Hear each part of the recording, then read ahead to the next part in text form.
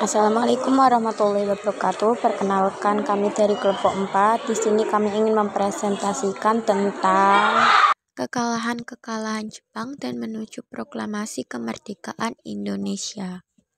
Kekalahan-kekalahan Jepang. Seiring dengan peringatan 78 tahun menyerahnya Jepang pada Perang Dunia Kedua, negara ini dipaksa untuk menyelesaikan konflik sejarah kekejaman di masa perang.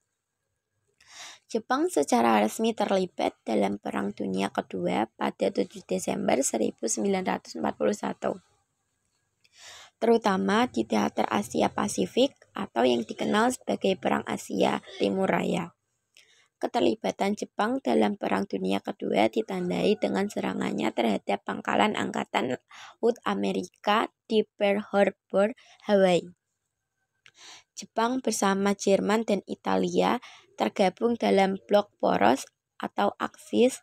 Proklamasi kemerdekaan Indonesia pada 17 Agustus 1945 terwujud salah satunya berkat kekalahan Jepang di Perang Dunia Kedua. Menuju proklamasi kemerdekaan Indonesia. Pembentukan Panitia Persiapan Kemerdekaan Indonesia atau PPKD pada tanggal 9 Agustus 1945, Marsikal Terauchi memanggil Soekarno-Hatta dan DRKRT Rajitman Widyodiningrat ke Dalat Saigon untuk memberitahu mereka tentang keputusan Jepang untuk memberikan kemerdekaan kepada Indonesia pada tanggal 24 Agustus 1945.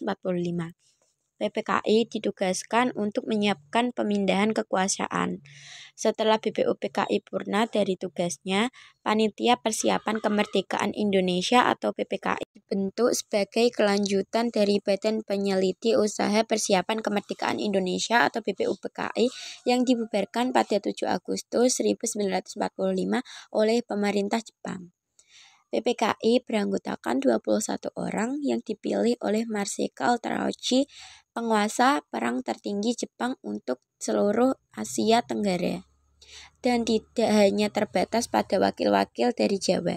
Ketua PPKI adalah Ir Soekarno, dengan DRS Mohatta sebagai wakilnya dan Ahmad Subarjo sebagai penasehat. Pembentukan PPKI.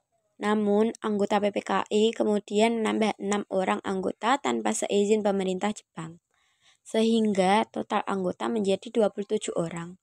Tujuannya adalah agar PPKI tidak terlihat sebagai badan bentukan Jepang dan dapat diambil alih dan dikendalikan oleh pemimpin-pemimpin Indonesia. Landasan dasar proklamasi kemerdekaan Indonesia. Landasan dasar nasional tercermin dalam pembukaan Undang-Undang Dasar 1945 sekaligus merupakan deklarasi kemerdekaan Indonesia. Landasan dasar internasional. 1. Piagam Atlantic Charter, inti dan ditangani oleh Franklin Delano Roosevelt atau Presiden Amerika Serikat dan Winston Churchill atau Perdana Menteri Inggris pada tanggal 14 Agustus 1941. Adapun isi pokok dari Piagam Atlantik.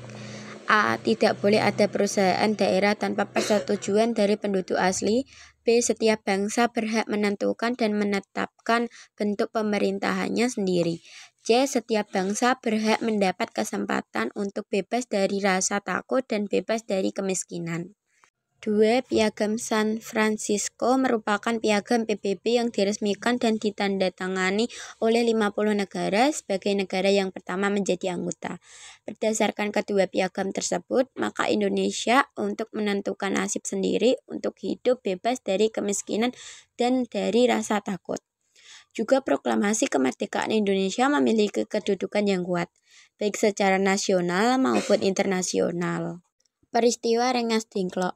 Penyebab utama munculnya peristiwa Rengas Dengklok adalah adanya perbedaan sikap antara golongan tua dan golongan muda. Perbedaan tersebut mengenai kapan saat yang tepat untuk proklamasi kemerdekaan Indonesia. Perbedaan pendapat tersebut berkisar pada cara melaksanakan proklamasi kemerdekaan Indonesia. 1. Golongan tua menghendaki agar proklamasi kemerdekaan Indonesia dilaksanakan dengan mengadakan sidang PPKI terlebih dahulu. 2. Golongan muda menghendaki agar kemerdekaan Indonesia diproklamasikan di luar PPKI. Para pemuda sepakat bahwa kemerdekaan Indonesia merupakan hak dan masalah rakyat Indonesia yang tidak tergantung kepada bangsa dan negara lain. Jadi kesimpulannya adalah tempat yang dipilih untuk mengamalkan Soekarno-Hatta adalah Rengas Dengklok. Penculikan Soekarno-Hatta dilakukan pada tanggal 16 Agustus 1945 pukul 04.30 WIB. Setelah sampai di Rengas Dengklok, Soekarno dan Mohatta, golongan muda kembali mendesak agar Soekarno dan Mohatta bersedia memproklamasikan kemerdekaan Indonesia, tapi pembicaraan tersebut tidak membawakan hasil. Sementara itu, di Jakarta sedang terjadi perundingan antara Ahmad Soebarjo dan wakil dari golongan tua dan Wikana dari golongan muda, yang kemudian tercapai ke atas sepakat bahwa proklamasi Indonesia harus dilaksanakan di Jakarta pada tanggal 17 Agustus 1945 sebelum pukul 12 WIB. Untuk mengenang peristiwa pengaman Bung Karno dan Bung Hatta oleh golongan muda di Rengas Dengklok, tepatnya di markas bekas Kompi Peta, dibangun monumen Rengas Dengklok. Di bawah ini ada gambar peristiwa kekalahan Jepang, pembentukan PPKI, serta peristiwa Rengas Dengklok. Terima kasih. Jika ada pertanyaan, monggo ditanyakan.